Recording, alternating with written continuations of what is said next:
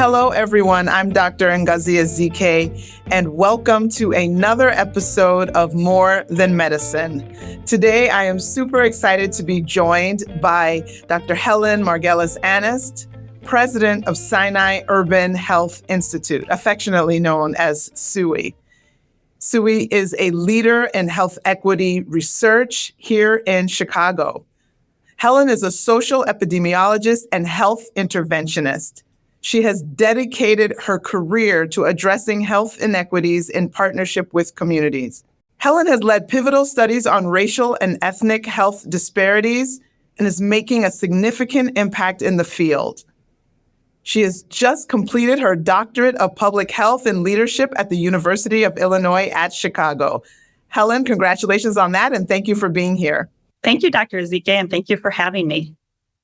What a pleasure. So, I think post-COVID, everybody has heard the term epidemiologist, but I think pre-COVID, a lot of people just thought that must have been related to skin or dermatology. Yeah. How did you become interested in epidemiology? When I was out of college, I thought I was going to go to medical school, and I'm a first-generation college graduate. My mom immigrated from Greece. My dad was first-generation, lost his dad young, though, so did not go to college. So I don't know. I think a lot of times I loved health. I was interested in it. It was assumed I was going to become a doctor. And then at some point I stopped and I said, I don't know that that's what I want. I actually went through the whole process of applying to medical school first. And I said, I don't know if that's what I want. I think I'm much more interested in keeping people healthy than I am in treating them once they're sick. And then I also had an opportunity to work in a nursing home as an intern during my senior year of college, and had gotten to help investigate an outbreak within that facility, to crunch some numbers. And I thought, this is so fascinating. You get to do something different every day. I get to be a detective. And that just really drew me in, along with this desire to really, do something meaningful and good for the world. So that was how I got into epidemiology. That's awesome. What a great story. And I love how, you start off thinking you're going to do one thing, and then, life experiences lead you down the path that you're actually supposed to go down. Thank you so much for sharing that. So I want to understand how you came to SUHI, but first we probably need to tell people a little bit more about SUHI. So for those who might not be familiar, and unfortunately there might be a lot of people, even though SUHI is this incredible organization, there's this phrase that, a prophet sometimes is not honored in their own town. And so maybe even though this great organization is sitting right here in Chicago, a lot of people may not know about it. Can you talk about the Sinai Urban Health Institute, what its mission and role is, especially as part of Sinai Chicago? Yes, of course. So Sinai Urban Health Institute, or SUHI, we're the community engaged research arm of Sinai Chicago. So we were founded in 2000, just celebrated our 25th anniversary. And we were founded by Sinai specifically to support the health system in better understanding the communities from which the patients were coming. So when I think about this, it was so innovative at the time. I mean, now we're all required to do these community health needs assessments. And as health systems, if we're nonprofits, to understand our community in some way, there's population health, all this is happening. But at that time, way before that, Sinai was really showing their commitment to health equity and understanding that our patients, if we're going to really treat our patients, we need to know where they come from. We need to understand the context of their lives. And that led to the Sinai Urban Health Institute being formed. And so our mission really revolves around health equity and advancing health equity among communities. We do that by understanding health inequities in a real intimate way, ensuring that we understand them at a hyper local level. So we're looking community to community and understanding what's affecting that community. We're diving deep, partnering with communities, contextualizing those health inequities, understanding what the true drivers are, and then taking action. So that has, from our inception, been part of it. It's never been about data for data's sake. It's about data to action. And so our role within Sinai remains similar. It really is to ensure that the decisions Sinai is making are grounded in community priorities, that they're data-based, and that they're advancing health equity. Thanks for that. And so, you said it was born here at Sinai. Why was Sinai the place that it started? What were the inciting events that led to its creation? SUHI was founded in 2000, as I already said, and it was really in large part due to the leadership of the CEO at that time, who was Ben Greenspan, along with Dr. David Ansell, who was at that time Sinai's chief of medicine. And as I said, they really recognized that many of the things that they were seeing within their patients, that we needed to better understand those issues. And we now know quite definitively that only 20% of a person's health is really determined by what happens within the healthcare system, so via clinical care, and that other 80% is driven by health behaviors and socioeconomic factors such as education, income, employment, the physical environment. And so they really wanted to do something towards understanding that better. And so David Ansel happened to be good friends with Dr. Steve Whitman, who was at that time the director of epidemiology at the Chicago Department of Public Health. And by the late 90s, Steve had created a reputation for himself in Chicago as a real advocate for social justice and understanding health inequities. In his role at CDPH, he was among the first to really dive deep and at CDPH specifically look at health inequities by community area. So looking at that hyperlocal level data and focusing on Black-white disparities in particular and socioeconomic disparities. And then the other place that Steve really made a mark was in the 1995 Chicago heat wave, where there were 514 confirmed heat-related deaths in a one-week period. This was a huge tragic event in Chicago's history. Steve really sounded the alarm on the fact that was disproportionate. Those deaths were disproportionately affecting Black people, 1.5 times higher than white people. And he also used epidemiology to show that we were undercounting. So 514 is probably not the right number. It's more 700 to 800 deaths. So it happened that David knew Steve and thought this could be the right person to bring into Sinai to start the SUHI Urban Health Institute. And so together, Ben and Steve developed the concept and got the board approval. Steve brought a couple more people from CDPH with them, Jay Dell and Abigail Silva, and that was the start. And I came on 9 months after that.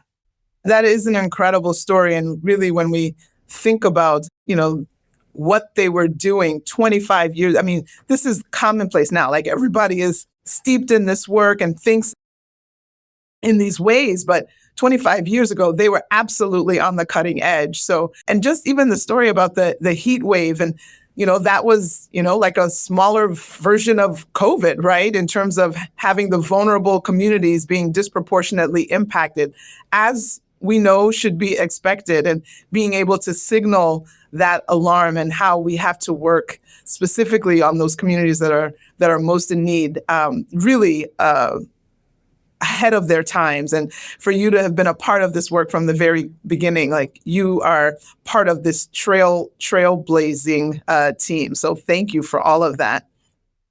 So, as they started this work, what were some of the things that, really helped to distinguish SUHI in this work early on? Did people appreciate what they were doing? Did they get it?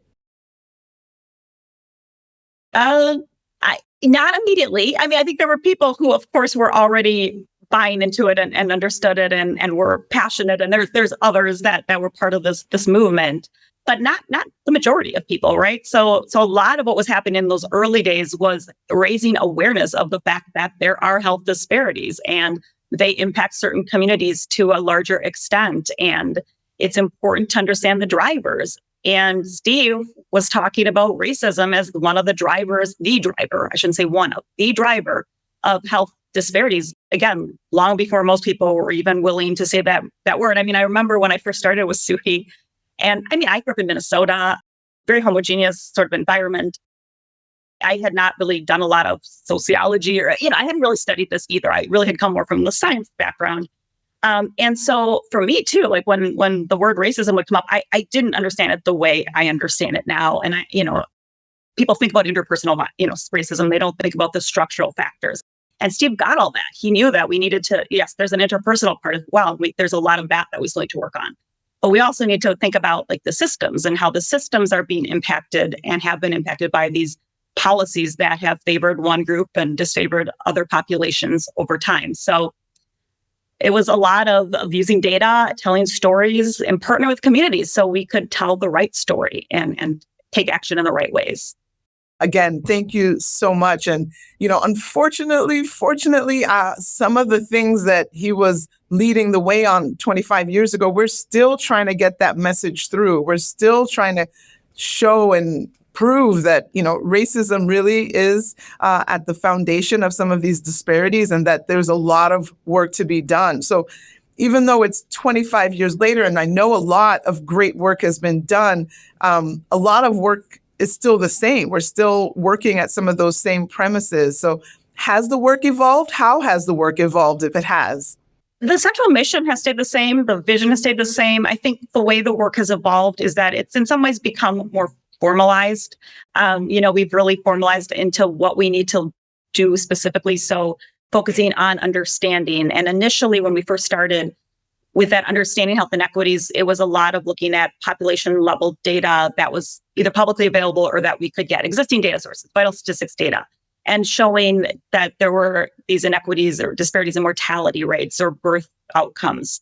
And from there, then the question becomes, well, what's driving those and how do you get to that? And early on, that meant that we, in 2002, 2003, did Sinai's first large community health survey, focusing on 6 community areas that were different in terms of racial and ethnic background and socioeconomic status so that we could get some comparisons and looking at even something as simple as disease prevalence. We didn't have that data at a hyperlocal level at that time. We barely had it at a city level. So for the first time, we were getting prevalence and for asthma and diabetes and also, what are the, control levels of those conditions, and thinking about the social determinants of health and looking at access to food and smoking rates. And there was so much data that we got through the survey. And then from there, it became about continuing and building on the intervention side. So we have done a lot of work continuously on that understand side, including going beyond Chicago now and doing more work on the national level and looking at Black-white inequities in particular in the 30 largest cities for a number of disease states. But in terms of implementation and action, that's where we've also done a lot of work, and that's evolved over time. We could talk about community health workers. I think that has been central to what we've done. Actually, when I first joined SUHI, I joined as the evaluator for what we would now call our first CHW program. And let me just take a step back and define community health workers for anybody who has not heard that term. So community health workers are people who are from the community. They're frontline public health workers. They're from the community, trusted people that live within the communities that are experiencing these health disparities. As we talk about how we've evolved, we started out with community health workers working more in disease management. So thinking about asthma and diabetes and managing those conditions. We then started to do more around prevention. And so we got into more breast health and navigating women to mammography and through treatment, preventing diabetes, the diabetes prevention program. We would expand to different populations. Once we have a model and we show that it works, so we've also always evaluated everything we do so we can show it works, we know how it works, then how do we translate it to a new population? And how do we ensure that it works in that new population? So with asthma, we started with children, we moved to adults, we moved to Chicago Housing Authority, and looked at it in that population. We did some work in the ED. So these are all different populations with slight tweaks to the model to make it impactful. And then we've been integrating CHWs into Sinai Chicago more formally for the past 5 years now. And that's meant generalizing the model. So going from that more disease-specific approach to thinking about community health workers who are more generalized in a healthcare setting, screening for social determinants of health, connecting with patients, regardless of what's bringing them into the 4 walls of the hospital, and connecting them to what they need post-discharge to ensure that they stay healthy and continue to improve in their health. And then we've also, another main evolution that we've undertaken has been to think about how we can get our expertise out more broadly, not only by disseminating through the traditional means, but also through thinking more as having more of a business mindset and thinking about how do we help others. So in 2017, we founded Crowd, which was the start of that. It's a CHW training and consulting center that we have. We've trained over 3,000 community health workers across the country at this point, worked with over 70 organizations to help them bring community health workers into their organizations. And then, we've also have similar work that we do in the evaluation space. So we do culturally centered evaluation. We're very good at that. So we have, we work with organizations that want us to bring that to their organizations. Yeah, I mean, it's incredible. An organization that, started as a homegrown kind of cell here in Chicago has gone national and is spreading this important work, throughout the country and hopefully, beyond. And this is exactly where we need to go because as you mentioned at the outset, maybe only 20% of health is determined by what happens from that clinical encounter. And so all these other pieces are so instrumental. And so we have to be focusing on that, on that 80%. So we really are grateful for the lead that SUHI has taken and how we are spreading this important message. You talked about so many things that the community health workers are doing. I think when Dr. Whitman first started, there was a lot of work with asthma and breast cancer, but now it looks like there are many new frontiers that we are focused on. Where do you see us going? Where's the next frontier? Where are we going next with this work, do you think? Well, with community health workers in particular, we continue to innovate and do research. So there's the part about actually researching new models and then getting to the point where we show that they're effective and we know how they're effective, and then we scale them or translate them somewhere. So we continue to do research with community health workers. And specifically, we're really focused currently on behavioral health. We know that we have a behavioral health crisis. I know, Dr. Zicke, you and I were both at an event where we actually saw the findings of a survey that SUHI's also been involved in, led in terms of understanding mental health and well-being in adolescent girls in Chicago in particular.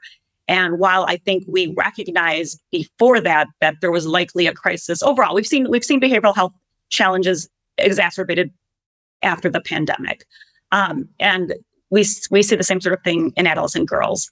And so there is this real need to partner with communities to expand access to behavioral health services because there's a shortage. It's not easy to get people in. So one way that we thought about doing that is having community health workers who are trained not to take on the most complex cases, obviously, but to start to triage and to start supporting some of that initial work when somebody might not be able to get into a therapist for a time, or to support somebody in connecting to maybe a more virtual therapist and breaking down barriers to that. So that might mean working with them to make sure they can do something like this and do it virtually, that they have the right equipment. So CHWs in the behavioral health space is definitely one area.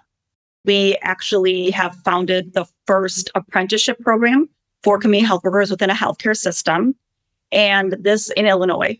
And this is a real win because it allows health systems like Sinai, Chicago, to actually have these positions paid for through the Department of Labor for a time while the community health worker, it helps them because they are trained at the same time that they are being paid to work. So for communities that are challenged with health inequities, this is a real opportunity to build a workforce from within.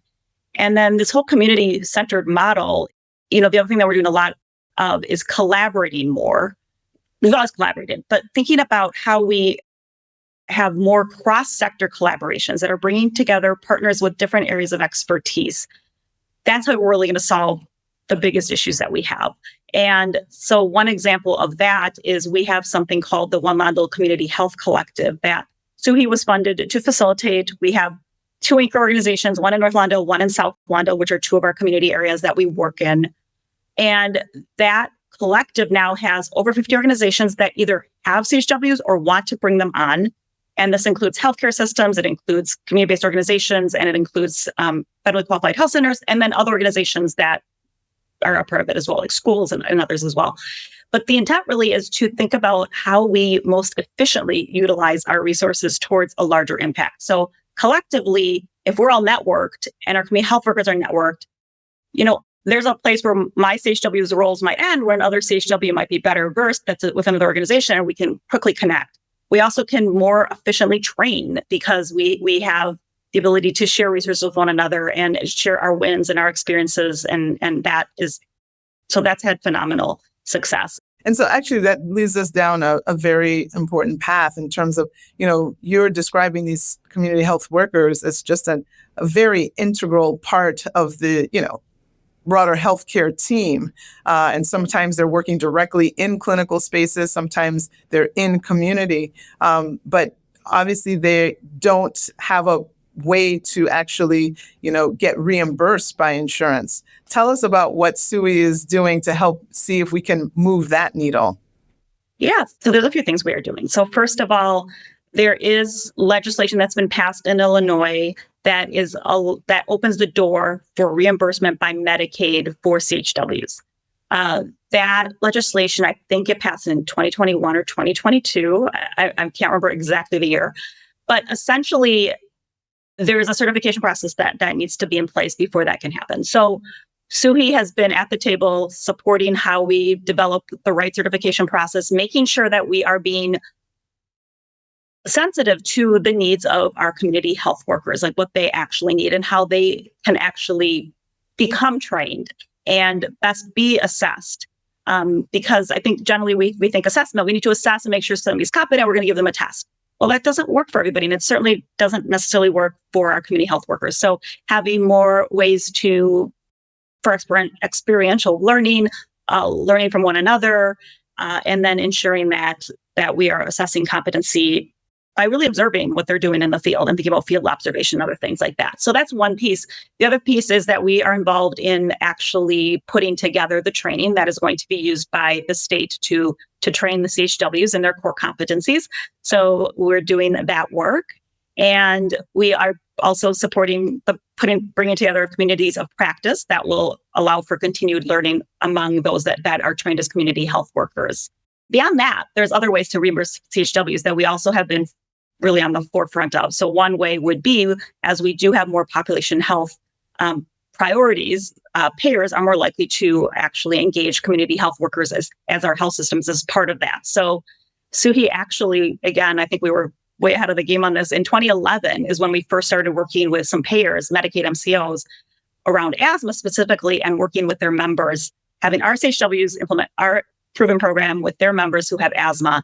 And that was a really successful program, and it supported the payer in terms of having their members healthier, and supported SUHI by allowing another opportunity for us to sustain our CHWs and make an impact.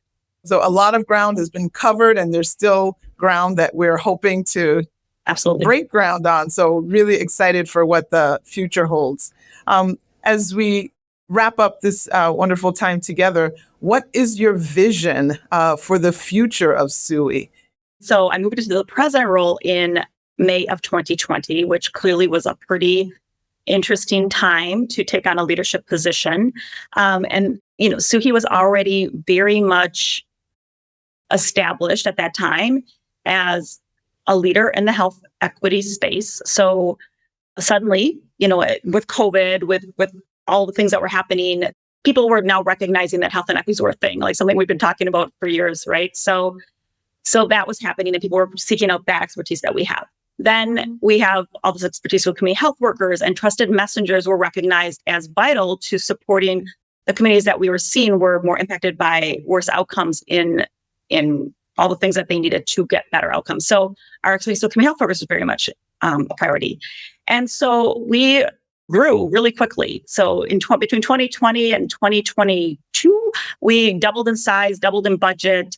And so we took a step back, and I was like, we've been growing, we've been reacting, but now we need to stop, and we need to be strategic and think about where is it we want to go? What is it that SUHI can bring that no one else can bring? So we went through a whole strategic planning process. We really figured out that we were really around understanding, implementing, and evaluating. We also developed a business model around that, because part of this is making sure that we are sustainable for the long term and that we can continue to innovate. What we bring that most people don't bring is really that long history with communities. We already have a close, trusted relationship. We've been working together. We've gone from being community informed at our beginning to community engaged to community driven now, right? Because that's how close we're working with communities. So that's something that we bring and we can do in Chicago, and then we can also support others in doing in other parts of the country. So as I look into SUHI's future, I think there is that, expanding more to get our best practices out to beyond Chicago. The environment right now is very different than it was 3 months ago. Public health and healthcare and research, everything that all those systems have been, there's a lot of chaos. They've been, enough said about that. But that means that, the need is even greater, because as we sort of see these disruptions that are inevitable in some of the safety net systems, the disparities that are there are going to only be exacerbated further. They were exacerbated through COVID, and this is going to exacerbate them further. So part of what we're going to be doing in a slightly revised version of this is continuing to sound the alarm, going back to our roots and talking about these inequities, like looking at what's happening, continuing to make sure that people are aware of what we're seeing in the communities, and then in collaboration and partnership with cross-sector partners, really thinking about how we stay the course and not only get through this, but grow through this. Well, I just want to say thank you, Helen, for all the incredible work that you have done throughout your career at SUHI, for advancing health equity throughout the city of Chicago and actually beyond as the work has gone, national. Your dedication is an inspiration. I want to say congratulations to you and SUHI on 25 years of impactful work. It's a remarkable achievement. So here's to many more years of progress and helping make that significantly needed improvement in the health disparities and health inequities that we are seeing. Thank you so much. Thank you.